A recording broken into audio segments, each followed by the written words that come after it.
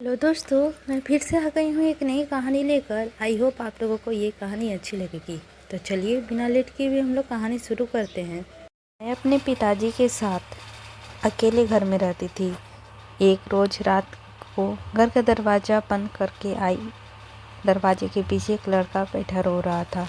मैंने उससे रोने की आवाज़ से फिर दरवाज़ा खोला और पूछा तो मेरे आगे हाथ जोड़कर बोला, प्लीज़ मेरी जान बचा लो, मेरे पीछे पुलिस पड़ी है। मैं उस दिन तरस खाकर उसे अपने कमरे पे ले आई। सुबह के वक्त मैंने उसे खाना खिलाया और बोली, अब तुम चुपके से चले जाओ, अगर पापा ने देख लिया तो क़यामत आ जाएगी। वह बहुत खुश हुआ और चला गया। कुछ देर बाद जब मैं सोने के लिए अपनी चारपाई पर लेटी तो अचानक मेरी नज़र उस लड़के की एक चीज़ पर पड़ी। मैंने उसे गौर से देखा तो मैं डर की हालत ख़राब हो गई। मैं खुद अपने साथ क्या कर बैठी थी। दिल किया कि ज़मीन फटे और मैं उसमें समा जाऊं, क्योंकि मैं तो एक लड़के से आखिरी बार कह रहा हूँ कि तुम अपने आवारा दोस्तों के साथ छोड़ दो, नहीं तो मुझसे बुरा कोई नहीं होगा। तुम्हें इस घर से निकाल दूँगा। पापा भाई पर बहस खा रहे थे, क्योंकि उन्हें आज भी मोहल्ले में एक बुजुर्ग ने शिकायत की थी कि अमित और उनके दोस्त सड़क पर खड़े होकर शरारत कर रहे थे, जिसकी वजह से शरीफ लड़कियों के कहीं आने जाने में परेशानी होती है। पापा ने भाई को खूब सुनाया तो वह परेशानी से खड़े हुए और पापा बोले, अमित, मैंने तुम्हें इस दिन के लिए पाल पोस कर बड़ा नहीं किया है कि तुम अपनी जवानी आवारागर्दी में गुजार दो। कल से तुम मेरी दुकान पर बैठोगे, क्योंकि मैं बुढ़ी हड्डियों में अब इतनी जान नहीं रह गई है कि सारा दिन मेहनत मजदूरी करूं। पापा अपना फैसला सुनाकर आगे बढ़ गए। अमित मेरा भाई था, मुझसे 6 साल का बड़ा था, मगर मेरी इज्जत ऐसे करता था जैसे मैं उससे उम्र में बड़ी हूँ। अम्मी के जाने के बाद पापा ने हम दोनों को पाला था, और जब मैं बड़ी हो गई तो घर का काम का जिम्मेदारी मैंने ले ली थी। पापा और अमित भाई मेरी बेहिम्मत इज्जत करते थे। भाई ने जब बात किया तो बोली, भाई एक बात तो बताए, अगर मैं कहीं बाहर जाना होता तो सड़क पर कुछ लड़के हंसी मजाक कर रहे तो क्या आपको यह सब अच्छा लगेगा? भाई ने इनकार से सर हिला दिया। मैं बोली, भाई फिर पापा का बात मान ले और दुकान संभाल ले। पापा भी अब बुढ़ी हड्डियों को जरा आराम करने का मौका भी दे दे। भाई बोले, चांदनी तुम ठीक कह रही हो। अब मुझसे यह ख्याल करूँगा कि अब पापा सच में इस दुकान पर मैं जाऊँगा, पापा को थोड़ी देर आराम दूँगा। बेहिम्मत खुश हो गई और घर के कामकाज करने लग गई। सभी भाई घर से निकल गए। अभी कुछ ही घंटे गुजरे हुए गली में शोर उठने लगा और तरह तरह की आवाज़ें आने लगी। सबसे बुरी आवाज़ें जो मेरे कानों में पड़ी थी, देखो देखो यह तो मर गया है। मेरा दिल टूट सा गया था, न जाने कौन मर गया। तभी हमारे दरवाजे पर कोई आया और आवाज़ भी दी कि लाश आई है। मैंने रोते हुए कमरे से चली गई और बोली, पापा आए, आप हमें छोड़कर चले गए।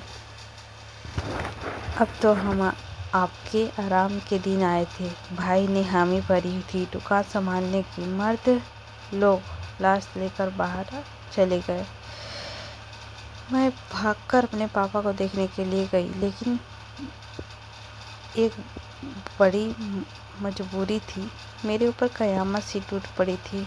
मेरी नज़र उस पर पड़ी। मेरे सामने मेरे भाई भी पड़ा था। भाई की लाश मेरे सामने पड़ी थी, जबकि मैं सदमे की हालत में संभलने का मौका ही नहीं दिया। मैं सोच भी नहीं सकती थी कि मेरा भाई अमित मुझे छोड़ के, हमें छोड़िए इस दुनिया से जा सकता है। मोहल्ले वाले पापे को भी सहारा देकर यहाँ लेकर आ गए थे। पापा भी रोते रोते गिरे जा रहे थे। कुछ ही देर बाद अमित भाई की अर्थी हमारे घर से उठ गई और वहाँ से हमेशा हमेशा के लिए हमें तनहा छोड़कर विदा हो गए।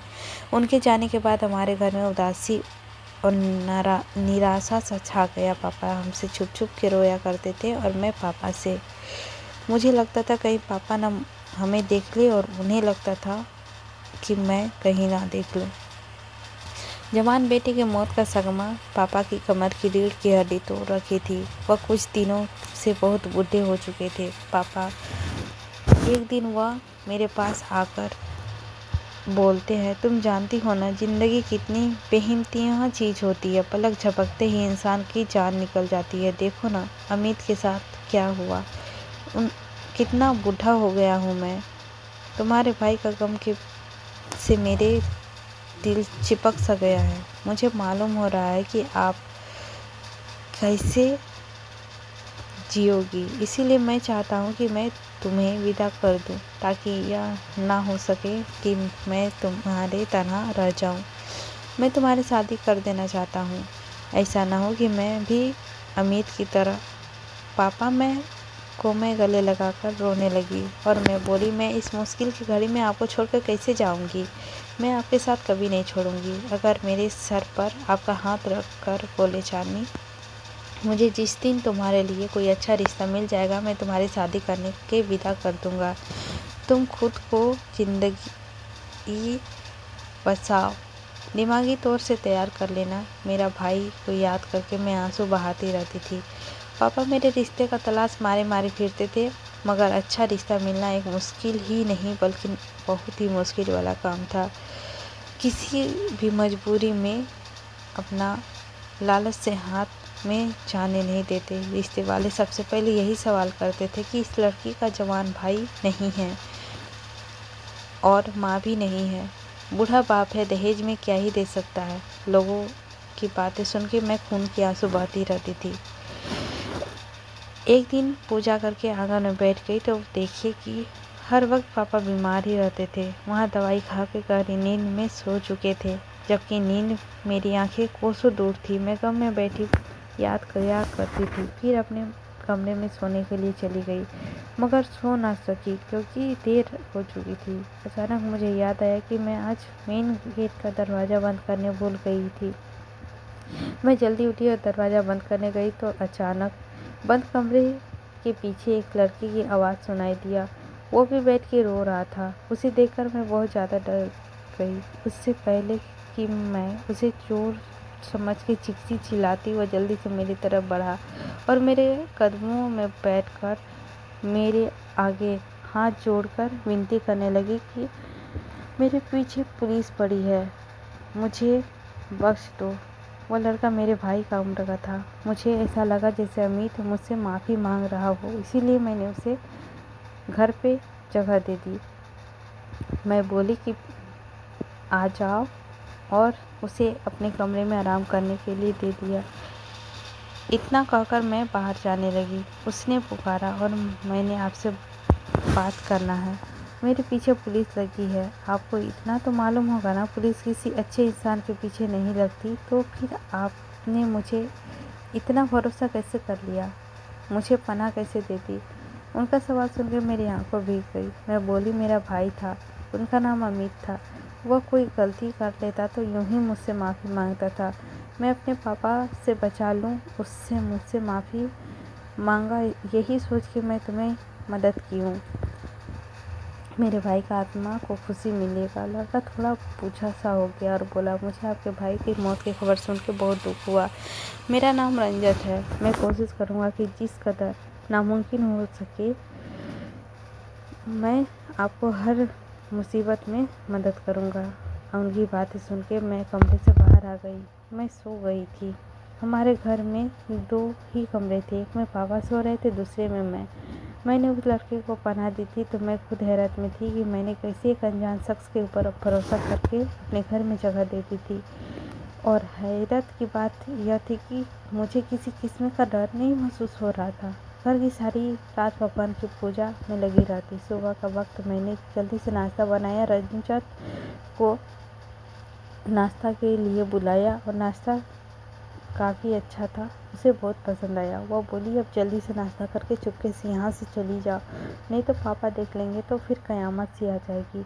उसने मेरा शुक्रिया अदा करते हुए यहाँ से निकल गया। थोड़ी देर बाद पापा भी जग गए थे, जबकि मैं रजत के बारे में सोचने लगी थी।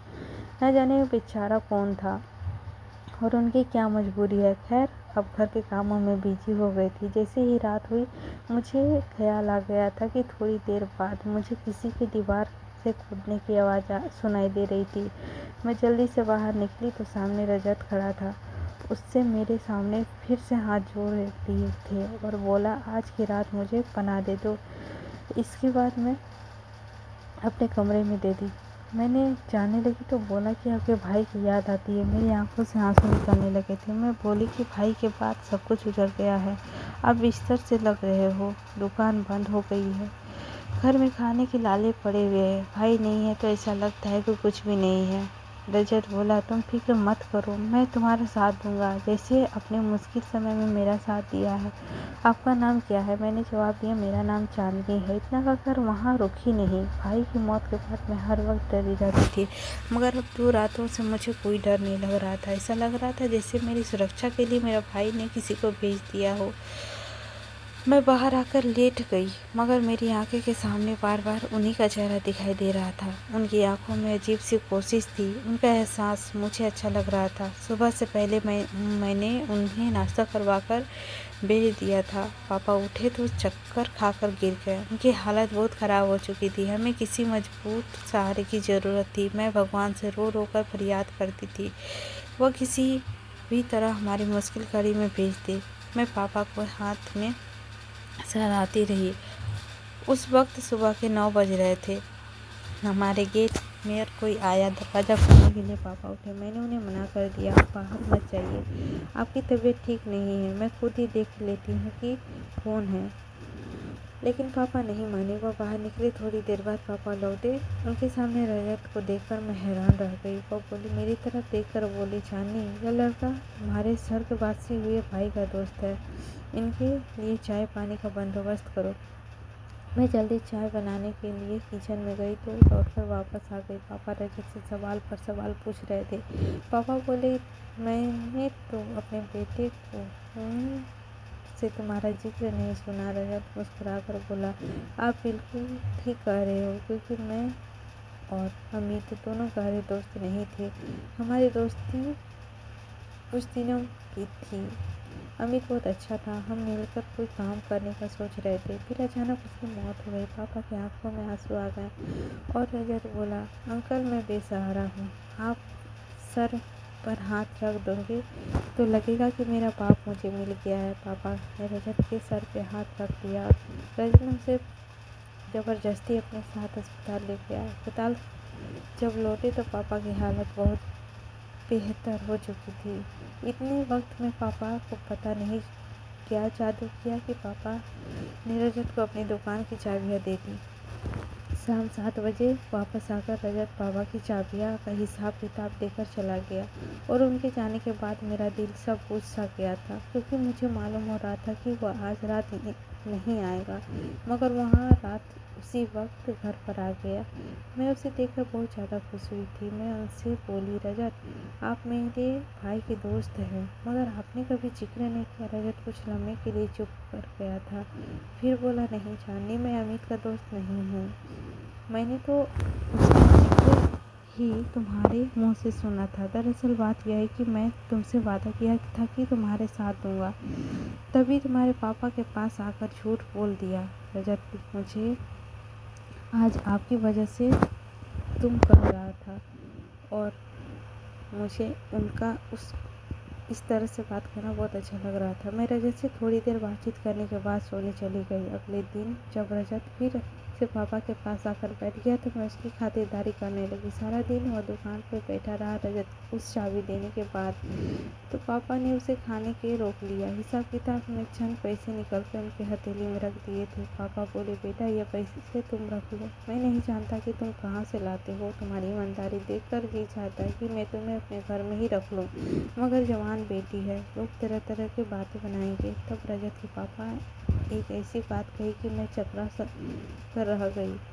टिप्पी बोला, अंकल, मैं जानता हूँ कि आप चांदनी की शादी के लिए फिक्रमंद है। अगर मैं चाहूँ तो चांदनी से शादी करना चाहता हूँ, तो आपका क्या जवाब होगा? पापा की आंखों में आंसू आ गए। वे बोले, इससे अच्छा बात क्या ही हो सकती है। पापा की रजामंदी सुनते ही मैं भागकर अपने कमरे में चली गई थी। अगले ही दिन रजत शाम को मुझे मंदिर ले गए और साथ ही में पापा और पापा के कुछ जानने वाले बहुत ही सादगी से हमारी शादी हुई, मगर इस शादी बहुत ही खुश थी। इतनी खुशी मेरे पैर ज़मीन पे नहीं लग रहे थे। मैंने अपने हाथों से ही कमरा सजाया था, जहाँ पर हमने अपनी शादीशुदा ज़िंदगी का नई शुरुआत की थी। रजत न सिर्फ बेहतरीन पति साबित हुए, बल्कि वह एक बहुत अच्छे दामाद भी साबित हुए थे। पापा भी बहुत ख्याल रखते थे। मुझे तो अपना सर आंखों पे बिठा कर रखा था। मेरा साथ ऐसा बर्ताव करता था जैसे कि मैं उसकी महबूबा हूँ। मैं उनकी संगत से इतनी खुश थी कि भाई की जुदाई का गम भी अब भूल चुकी थी। पापा के इम्तिहान से हो चुके थे। उन्हें दिनों में मुझे औलाद की खुशखबरी मिली। महीने तो कदम जमीन पर भी नहीं टिकते थे, लेकिन उन्हें पापा भी हमें छोड़ के चले गए। एक रोज़ पापा की तबीयत अचानक से ख़राब हो गई। रजत उसे डॉक्टर के पास ले गए, मगर डॉक्टर ने बताया कि वहाँ तो रास्ते में ही उसने दम तोड़ गए हैं। उनके आखिरी शब्द बस यही थे कि मेरे अपने बेटे से मुलाकात करने के लिए जा रहा हूँ। मैं टूट कर रह गई थी, मगर रजत ने मोहब्बत से मुझे बहुत सहारा दिया था। मैं अक्सर यही सोचती रहती थी कि ऐसा क्या है, मेरे पति मुझसे इतनी मोहब्बत करता है। पापा की रवानगी हो गई है। एक दिन रजत बोले कि मैं तुम्हें अपने घर पर लेकर जाता हूँ। मैंने भी खुशी खुशी में हामी भर ली थी, मगर मैं कहाँ चाहती थी कि रजत के घर जाते ही मुझसे मेरी सारी खुशियाँ छीन जाएगी। मैं रजत के घर पर गई तो यह देखकर हैरान रह गई थी कि मैं बहुत बड़ा और खूबसूरत घर था। मैं भी बहुत खुश थी कि रजत रात में बहुत देर तक बातें करते रहते थे। फिर मेरी आंखें लग गई। दिल चढ़ते ही मेरी आंख खुली तो मुझे अपने बगल में रजत नजर नहीं आया। मैं जल्दी से उठी और बिस्तर को ठीक करने लग गई। जैसे ही मेरी नज़र एक लिफाफे में पड़ी तो मैं जरूर रजत की ही का होगा। मैंने उसे खोलकर देखा तो मेरी आंखें फटी की फटी रह गई, क्योंकि उस लिफाफे में मेरी तस्वीरें थी। ऐसी तस्वीरें जो मुझसे छुपकर खींची हुई थी। मैं कभी बाजार से कुछ खरीद रही होती तो बस मैं सफ़र कर रही होती। मैं थर-थर काँपने लगी थी, क्योंकि यह तस्वीर तो मेरी कुछ साल पहले की थी। फिर रजत से यह तस्वीर मुझे छिपकर क्यों बनाई थी, मेरी समझ में कुछ नहीं आ रहा था। मैं कमरे से बाहर निकली तो चारों तरफ जायजा लेने लगी। रजत का घर मेरी सोच से भी ज़्यादा बड़ा और हसीन था। जहाँ तक मेरी कीमती चीज़ें बिखरी हुई थी, मेरे कमरे में जाकर देखती रहती। उनकी सजावट देखकर मैं दंग होती रही। एक कमरा बंद था, मुझे उसकी चाबी नहीं मिल रही थी। मुझे लगा कि मुझे वह कमरा हर हाल में खोल के देखना चाहिए, इसीलिए यहाँ वहाँ उस कमरे की चाबी तलाश कर रही थी। आखिरकार बड़ी कोशिश के बाद वह चाबी अलमारी से मिल ही गई थी। मैं जल्दी से उस कमरे की तरफ गई। मैंने वह कमरा खोला तो मेरी आँख पथरा सी गई थी। वहाँ बेड पर मेरे भाई अमित की शर्ट पड़ी थी। मैंने एक ही नज़र में उसे पहचान लिया। मैं घबराती हुई आगे बढ़ी और भाई की शर्ट को गले से लगा कर रोने लगी। रो रो कर मैं हिचकी बांध गई थी। एकदम से कमरे की दरवाज़ा खुला और घबराया हुआ रजत मेरे कमरे में आ गया और बोला, जानी तुम यहाँ क्या कर रही हो? मैंने उसे घूरने लगी और बोली, तुम मुझे यह बताओ कि मेरा भाई का शर्ट यहाँ क्या कर रहा है? तुम कौन हो? तुम्हारा बड़े भाई से क्या ताल्लुक है? रजत बोला, क्या मतलब है तुम्हारा भाई का शर्ट है? यह तो मेरी शर्ट है। मैं तो तुम्हारे भाई से कभी मिला भी नहीं था। मैं आगे बढ़ी और रजत के हाथ में से पकड़ कर बोली, तुम्हें मेरी होने वाले बच्चे की कसम, मुझे सब कुछ सच सच बता दो। तो रजत ने अपना सिर थाम लिया और वह बेड पर बैठ गया। उनकी आंखों में आंसू बहने लगे। बोला, चांदनी, मैं तुमसे बहुत ज़्यादा मोहब्बत करता था। एक दिन मैं तुम्हें बाजार के सामान खरीदते हुए देखा। बस उसी दिन मैंने तुम्हें मोहब्बत हो गई थी। मैंने सोच लिया था कि हर हाल में तुम्हें पाकर रहूँगा, इसीलिए मैंने तुम्हारा पीछा किया। जैसे जैसे वक्त गुजरता गया, मैं तुम्हारे इश्क में दीवाना होते जा रहा था। एक दिन बहुत बड़े रईस खानदान से बिलोंग करता था। मैं इकलौता औलाद था। आज तक मैंने जिस चीज़ पर हाथ रखा वह चीज़ मुझे ज़रूर मिली है। फिर यह कैसे भी हो सकता था कि मैं अपनी ज़िंदगी में अपनी मोहब्बत से दूर हो जाऊं? इसलिए मैंने तुम्हारे भाई अमित भाई के साथ दोस्ती की थी। मैं अमित के साथ हंसी मजाक करता रहता था। एक दिन मैंने सब दोस्तों के बीच गलती से अमित को अपना साला कह दिया था। इसी बात पे अमित मुझसे खफा हो गया था। मैंने उसे बहुत मनाया मगर वह राजी ना हुआ। फिर मैंने अमित को बता दिया कि मैं तुम्हारी बहन चांदनी से मोहब्बत करता हूँ और उससे शादी करना चाहता हूँ। तब वो बोला कि अगर तुम सोने से भी बनाकर आ जाओ ना मेरे सामने, तब भी मैं अपनी बहन का हाथ तुम्हारे हाथ में नहीं दूंगा। मैंने उसे बहुत बार समझाया मगर उसने मुझसे जिद बांध ली थी। फिर इसी बात को हर रोज़ हमारा झगड़ा होने लगा था। मैंने उसे धक्का दिया तो वह सड़क पर जा गिरा। उसकी टक्कर एक गाड़ी से हो गई। मौके पे ही उसने दम तोड़ दिया। मेरी नीयत उससे मारने का नहीं था, बस सब हादसे का एक दौर हुआ था। मगर उसमें किसी दोस्त ने मुझे धक्का देते हुए देख लिया था।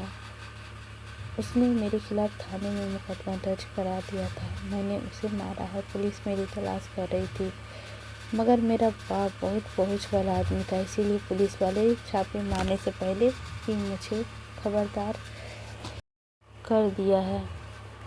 उस रात मैंने तुम्हारे घर आने लगा था। जाहिर सी बात है कि जिसके घर से मरा हो उसके घर में तो छपा नहीं पड़ता है। तुमने मुझे पनाह दे दी। अगर मुझे पुलिस पकड़ लेती तो मुझे सज़ा नहीं दे सकती थी। मैं फुट फुट कर रोने लगी थी। मैं खुद को मारना पीटना शुरू कर दिया था कि मैंने अपने हाथों भाई के कातिल को क्यों पनाह दी थी। रजत जल्दी से आगे बढ़ा और बोला, तुम खुद को मत मारो। देखो मेरी नीयत उसे मारने का नहीं था। तुम्हें कुछ भी हो गया तो मैं मर जाऊंगा। अब तो भगवान हमें औलाद देने वाला है चांदनी। मैं तुम्हें बगैर कुछ भी नहीं हूँ। मैं गुस्से में बोली कि तुम कुछ वक्त तन्हाई में गुजारना है। तुम थोड़ी देर के लिए मेरे कमरे से बाहर निकल जाओ। वह जाना नहीं चाहता था। उसे डर था कि मैं खुद को नुकसान पहुंचा दूंगा, लेकिन मैं उसे धक्के मार के कमरे से निकाल दी। अब बात यह था कि मैं यह सब कैसे सह लेती कि मेरा भाई का कातिल मेरा पति बन चुका था, वही कातिल जो मेरे बच्चे का बाप बनने वाला है। मैं चाहती थी कि उस वक्त को सख्त सजा दिलवा दूँ, मगर उसने खुद ही बता दिया था कि पुलिस उसका कुछ भी नहीं बिगाड़ सकती। इसीलिए मैं बहुत ही सख्त फैसला लिया था। इसलिए मैं अगले रोज़ एक साइकोलॉजिस्ट के पास अपना मसाला लेकर गई। उन्हें सारी बात बताकर कहा कि अब मेरे पति से तलाक लेना चाहती हूँ। वह बहुत ही धार्मिक थी। सारी बातें सुनने के बाद बोले, बेटे तुम्हारे पति ने तुम्हारे भाई को गुस्से से धक्का दिया था। तुम्हारे भाई की मौत गाड़ी से टक्कर होने से हुई है। वैसे भी उसका नियत उसे मारने का नहीं था। अब तुम्हारा पति तुमसे माफ़ी मांग रहा है। बेहतर यही है कि तुम उसे माफ़ कर दो। यह मामला भगवान पर छोड़ दो। आदमी भगवान को ही बहुत पसंद है। उस आदमी ने मेरा दिल नरम कर दिया था और मैंने उसे मसाला भगवान पर ही यह मामला छोड़ दिया था। जैसे ही घर गई वैसे वापस आ गई थी। शाम को रजत आए। उन्होंने एक बार भी मेरे कदमों पे बैठ के माफ़ी मांगी और कहने लगा, यकीन मानो तुम्हारे भाई की मौत हादसे के तौर पर हुई थी। मैंने उसे नहीं मारा। मेरा दिल साफ करके उसके साथ ज़िंदगी गुजारने का फैसला कर लिया था। आज इस बात को कई साल गुजर चुके थे। रजत और मेरी ज़िंदगी बड़ी खुशहाली से गुजर रही थी और 9 महीने के बाद एक चांद सा बेटे जन्म लिया था। अपने घर में बेटे को देखकर काफ़ी ज़्यादा खुश फील हो रहा था। भगवान ने मेरा भाई लौटा दिया है। आज मैं अपनी ज़िंदगी में बहुत खुश हूँ। तो दोस्तों, यह कहानी आप लोगों को कैसी लगी है? आई होप आप लोगों को यह कहानी अच्छी लगी होगी तो लाइक कीजिएगा। चैनल पर नए होंगे तो सब्सक्राइब कीजिएगा। कुछ भी गलत लगा होगा आप लोगों को तो ज़रूर कमेंट करके हमें बताइएगा, ताकि हमें भी पता चले कि हमसे कहाँ गलती हो रही है। उस चीज़ को हम सुधारने का ज़रूर कोशिश करेंगे। और यदि आप लोगों को इसी तरह का रोज़ाना वीडियो देखना पसंद है तो मेरी नोटिफिकेशन को ऑन कर ले, ताकि हमारे वीडियो का नोटिफिकेशन आप तक पहुंच सके और आप रोज़ न्यू कहानी हमसे जान सके। तो लेते हैं आप लोगों से विदा। आई होप आप लोगों को अच्छी लगी होगी। तो पूरा कहानी ज़रूर वॉच कीजिएगा और लास्ट में हमें कमेंट ज़रूर कीजिएगा और चैनल को सब्सक्राइब करने नहीं भूलिएगा। मिलते हैं कल एक नई कहानी लेकर।